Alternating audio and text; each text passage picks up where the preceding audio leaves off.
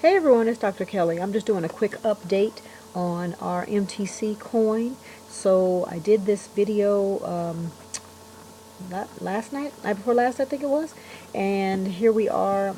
It was at 0.068. I checked it earlier before I went out today, and it was up 18% to 0.084, and here we are now at 0.10. So that is an awesome increase. I think if I calculated it correctly, that's a 50% increase from when the video was done. So as I always say, it's time to cash out. If you're making 50% in a day and a half, it's time to cash out some and or all of your profit, but definitely get your initial investment back and a little bit of profit, and then after that let everything else ride. So that's what we are going to do.